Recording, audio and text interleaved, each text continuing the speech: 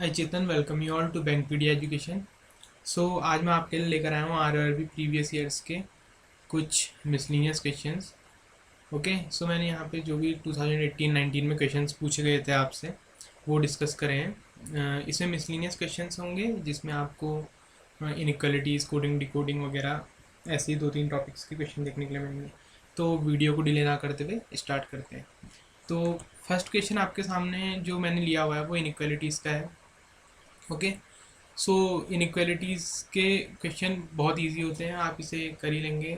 और अगर आपने इसका अगर आपको इसके बेसिक्स नहीं आते हैं तो आई बटन पे आप क्लिक करके इसके प्रीवियस लिंक्स देख सकते हैं, जिसमें मैंने हाई लेवल इनइक्वालिटीज़ और बेसिक इनइक्वालिटीज़ दोनों पे लेक्चर बनाया हुआ है। तो देखिए, इनइक्वालिटीज़ में बेसिकली क्या होता है, आपको एक ऐसे स्टेटमेंट दी होती है और कंक्लूजन्स दिए होते हैं। ओके, तो जो आपको कंक्लूजन दिए होते हैं वो आपको इन स्टेटमेंट के अकॉर्डिंग सॉल्व करने होते हैं। ठीक है, तो जैसे इसमें लिखा है कि f ग्रेटर देन डी, तो आपको देखना है कि f जो है क्या वो d से ग्रेटर देन है। अगर ये सही है तो ये कंक्लूजन आपका सही होगा।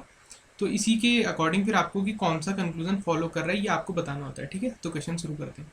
अब यहाँ पर भी लिखा हुआ है f ग्रेटर देन डी, तो गेट मेथड के थ्रू हम इसको सॉल्व कर देंगे। f से a गए, a से p गए, m गए, d गए, तो सब में यहाँ पर वो ग्रेटर देन साइन है और यहाँ पर बीच में इक्वल साइन है, तो मतलब कि जो f होगा वो d से ग्रेटर होगा ही होगा। तो ये आपका कंक्लूजन सही है। फिर दूसरा दिया हुआ है W greater than P, W greater than equal to D है, बट अब हम डी से आगे नहीं जा सकते क्योंकि यहाँ पर कोई जो गेट है क्लोज हो गया ना। सो हमारा ये वाला कंक्लूजन गलत हो गया। तो आपका सही आंसर क्या हो जाएगा, only conclusion one follows. Okay, फिर ऐसे ही आपका सेकंड क्वेश्चन है यहाँ पर को, सेकंड क्वेश्चन है आपका, वेट, सेकंड क्वेश्चन है आपका यहाँ पर H greater than B, H greater than B आपका दिया हुआ है। तो वैसे ही जैसे पहले करा था वैसे ही करेंगे। एस से एम गए, यहाँ एस से एम गए, एम से एफ गए, एफ से ए गए, तो नहीं जा सकते क्योंकि यहाँ पर वो गेट क्लोज है। तो एच ग्रेटर देन बी जो दिया हुआ है ये गलत हो गया। अब ऐसी एस ग्रेटर देन एफ देंगे, एस से तो कहीं को जा ही नहीं सकते क्योंकि एस जो है वो छोटा है और एस का बी के साथ रिलेशन है, तो इस बी से हम आगे जा ही नहीं सकते कहीं को भी। तो यहाँ पर कोई गलत हो जाएगा। तो इसका मतलब आपका जो आंसर हो जाएगा वो हो जाएगा neither conclusion one nor two follows. Okay, फिर ऐसी थर्ड क्वेश्चन आपको यहाँ पर दिया हुआ है, क्या दिया हुआ है, Q greater than equal to F, Q greater than equal to R and equal to F. तो यहाँ पर को देखिए रिलेशन क्या बन रहा है, Q greater than equal to F, greater than equal to के दो साइन है बीच में, पहले यहाँ पर को ग्रेटर देन का साइन है और यहाँ पर इक्वल टू का साइन है, बट ये दोनों साइन ऐसे साथ नहीं दिए हुए हैं ना। मतलब q जो है r से बड़ा है और r जो है f के बराबर है, तो आप ये कह सकते हैं कि q जो होगा वो f के बराबर होगा ना, बड़ा और बराबर नहीं है। आपको डेफिनेट रिलेशन पता है यहाँ पर कि q जो होगा वो ग्रेटर देन होगा ही होगा। तो ये जो कंक्लूजन है गलत हो जाएगा। अब अगर आपको ये वाले कंक्लूजन जो निकलते हैं, अगर इसकी वीडियो देखनी है आपको इनइक्वालिटी का बेसिक लेक्चर देखना पड़ेगा। उसमें आपको मैंने बताया हुआ है कि जो साइन प्रायोरिटीज़ होती है वो हम कैसे लेते हैं, ग्रेटर देन इक्वल टू और ग्रेटर देन इक्वल टू के बीच में। टी ग्रेटर देन एफ दिया हुआ है, टी से गए क्यू, क्यू आर और आर जो एफ के बराबर, तो मतलब ये सही हो गया। तो आपका ओनली कंक्लूजन टू यहाँ पर को फॉलो हो जाएगा। फिर जाते हैं नेक्स्ट क्वेश्चन में। नेक्स्ट क्वेश्चन आपको दिया हुआ है यहाँ पर को, S greater than equal to P, S greater than S equal to R, R equal greater than equal to Q, और Q जो है वो ग्रेटर देन P है। तो आपका जो कंक्लूजन होना चाहिए वो भी सही होना चाहिए, एस ग्रेटर देन P वाला, बट यहाँ दिया हुआ है S greater than equal to P, तो ये कंक्लूजन आपका यहाँ पर गलत हो जाएगा। और R सेकंड दिया हुआ है आर ग्रेटर देन P, तो R greater than equal to Q, Q greater than P, which means R will be greater than P। तो आपका कंक्लूजन टू यहाँ पर सही हो गया। ऐसे ही चलते हैं नेक्स्ट क्वेश्चन में। आपके सामने next question, how many such pairs of letters are there in the word quiescence, each of which has as many letters between them in both forward and backward direction in the word as in the English alphabet। Okay, so अगर आपने पहले कभी prelim exam दिया हुआ है तो एक ऐसा क्वेश्चन आपको देखने के लिए रीजनिंग में मिलता ही मिलता है। और ये क्वेश्चन कभी इजी भी हो जाते हैं और कभी टफ भी हो जाते हैं, क्योंकि अगर जैसे कि ये काफ़ी बड़ा लेटर है, वर्ड आपको दिया हुआ है, तो ये थोड़ा सा टिपिकल हो सकता है यहाँ पर को। ओके, सो अगर आपने पहले क्वेश्चन का बेसिक आपको नहीं पता, मैं आपको बता दूं। जैसे कि लेट्स से कि यहाँ पर कोई ऐसे हमको वर्ड दिया हुआ है, रैंडम मैं कुछ भी लिख रहा हूँ। ओके, तो देखिए यहाँ पर को क्या है, EFG है, तो E और G अगर मैं ऐसे फॉरवर्ड डायरेक्शन में जाऊँ या ऐसे बैकवर्ड डायरेक्शन में जाऊँ तो ये एक पेयर बन रहा है ना, E और G के बीच में F ही आता है तो मतलब एक आता है। तो यहाँ पर को अगर यहाँ पर E और G के बीच में M भी होता तो मैं तब भी इसको यहाँ पर को एक पेयर लेता, ठीक है। वैसे ही ARC अगर मैंने ऐसा लिखा हुआ है तो A और C के बीच में यहाँ पर को ये एक पेयर बन रहा है जो एक इंग्लिश अल्फ़ाबेटिकल ऑर्डर के रूप में। वैसे यहाँ पर ARC मैंने ऐसे लिया हुआ है, तो लेट्स से ABCD मैंने ऐसे लिया, तो A और D के बीच में भी 2 लेटर का यहाँ पर को एक पेयर बन गया ना। तो इस तरीके से हमको ढूंढना है कि इसमें कैसे हो रहा है। तो ठीक है, इसको करने के लिए हमको क्या करना होता है, इसको करने के लिए हमको हमारे पास एक बहुत ही अगर इस करने का बेसिक मेथड है। आप क्या करिए, आप इजीली इस नंबर की जो हर लेटर को एक नंबर असाइन होता है, जैसे A को 1, B को 2, C को 3, आप इस लेटर में वो लिख लीजिए। तो उसको लिखने के लिए आपको वो सारे लेटर्स के नंबर याद होने चाहिए अल्फ़ाबेट्स के। तो आप क्या करें उसके लिए, आपको अगर याद नहीं है तो आपको एक फार्मूला बताता हूँ मैं, जिससे आपको नंबर इजीली याद हो जाएंगे लेटर्स के। ये फार्मूला होता है EJOTY, ओके, EJOTY। अब इसके ऊपर 5 की टेबल लिख लीजिए, 5, 10, 15, 20 एंड दिस वन 25। तो इससे आप कभी इसे नहीं भूलेंगे। देखिए E और J के बीच में कोई 4 लेटर होंगे, विच मीन्स FGHI, तो अब आप उन चारों का तो आप इजीली बता सकते हैं ना अगर आपको इनका पता है तो। और जैसे Z 26 हो जाएगा, S जो होगा T से पहले आता है तो S का 19 हो जाएगा। तो वैसे ही आप इस फॉर्मूले से इसको याद करके आराम से लिख सकते हैं एग्जाम में। तो चलिए इस वाले को देखते हैं, इसको कैसे सॉल्व करेंगे। तो मैं यहाँ पर लिख लेता हूँ, लेटर दिया हुआ है QUIESC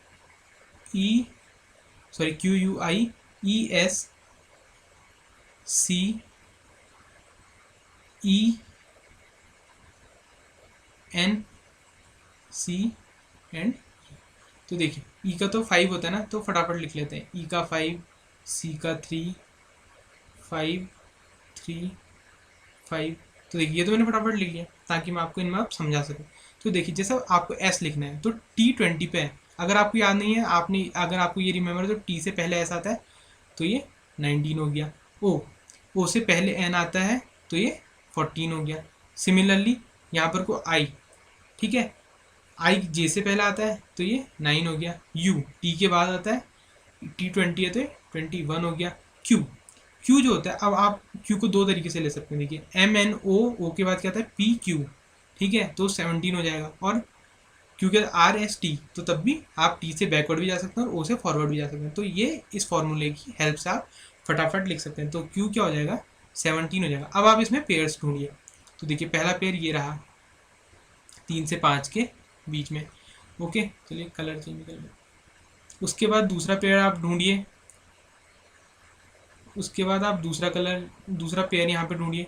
इस 3 और 5 के बीच में ये सेकंड ये मिल गया। उसके बाद देखिए 5 से 9 मिल रहा है, 5, 6, 7, 8, 9, तो एक पेयर आपका ये हो गया, थर्ड पेयर। उसके बाद और कौन हो सकता है, उसके बाद देखते हैं 5 से 9 वाला हो गया। अब 9 से देखते हैं क्या पता कोई दूसरा मिले। 3 है यहाँ पे, 5 से 3, 4, 5, 6, 7, 8, 9, ओके, एक पेयर ये भी मिल गया। देखिए I से C ये वाला फोर्थ पेयर ये हो गया, ठीक है। अब एक और पेयर ढूंढते हैं यहाँ पर को, ये देखिए 9, 10, 11, 12, 13, 14, तो ये I से इधर ऐसे यहाँ ये 14, ये आपका फिफ्थ पेयर हो गया, ठीक है। तो ये हो गए आपके पेयर्स। और कोई बन रहा है 17, 18, 19, 20, 21 नहीं बन रहा है इधर को। 19, 5, 6, 7, 8, 9 ये हो गया हमारा 20। तो ये सिर्फ 5 पेयर्स हमको यहाँ पर मिले। तो आपका आंसर क्या हो जाएगा, there are 5 such alphabets, okay. तो ये था आपका मिसलिनियस का ये अल्फ़ाबेट वाला क्वेश्चन, जो कि एग्जाम में प्री में एक क्वेश्चन आपको देखने के लिए मिलता है। तो चलिए चलते हैं नेक्स्ट क्वेश्चन की तरफ।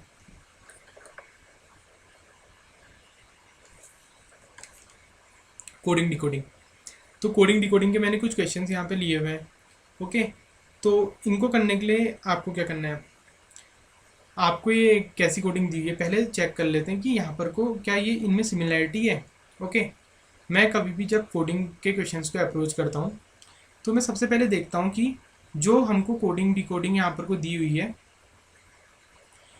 वो सिमिलर वाली है। अगर सिमिलर वाली है तो हम इनमें आपस में इनको कंपेयर करके इसको यहाँ पर को निकाल लेंगे सीधे, ठीक है।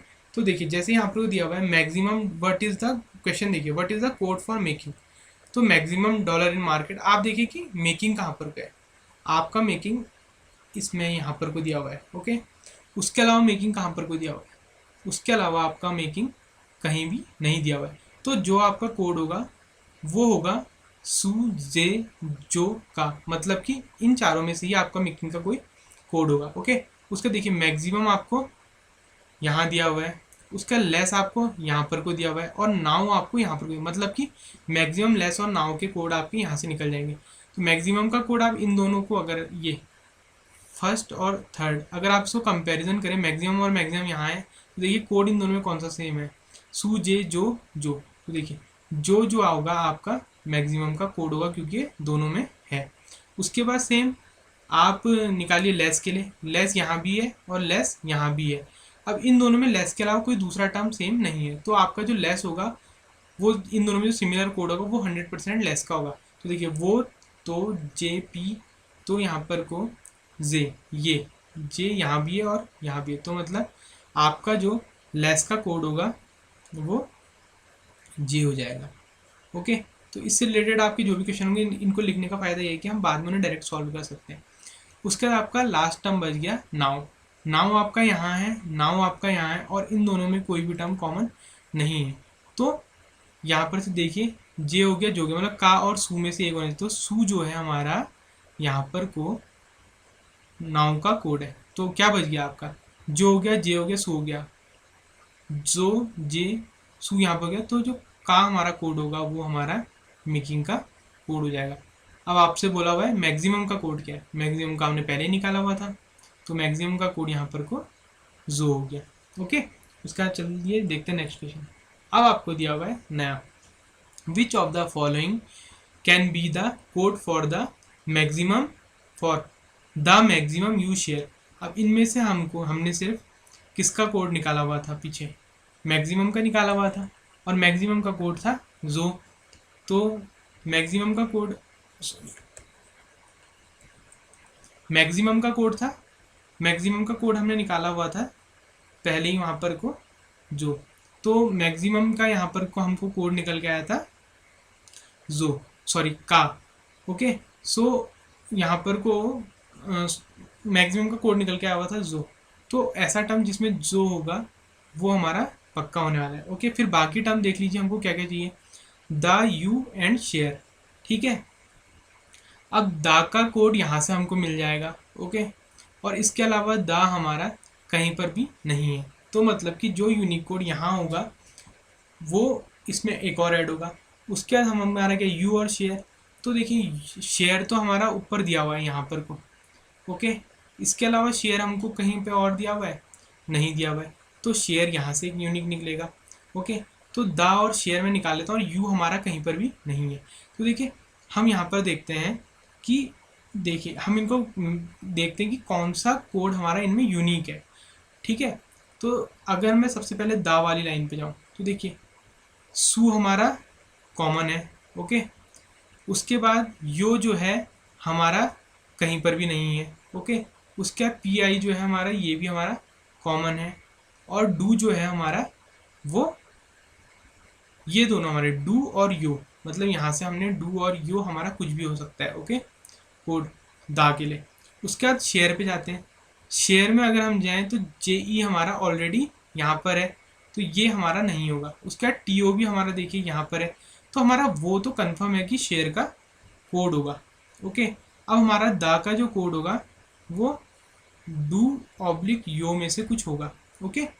सो अब यहाँ देखते हैं कि ये ऑप्शन हमारे कौन कौन है। जो और वो को देखिए, जो डेफिनेट है वो एक इस वाली स्टेटमेंट में जो और वो हमें दिए हुए हैं, फिर यहाँ हमको जो और वो यहाँ भी दिए हुए हैं, और जो और वो यहाँ भी दिए हुए हैं, और जो और वो यहाँ नहीं दिए हुए हैं। तो मतलब ये तो 100% हमारा नहीं होने वाला है, ओके। अब हमारा डू और यो भी एक प्रेजेंट होना चाहिए।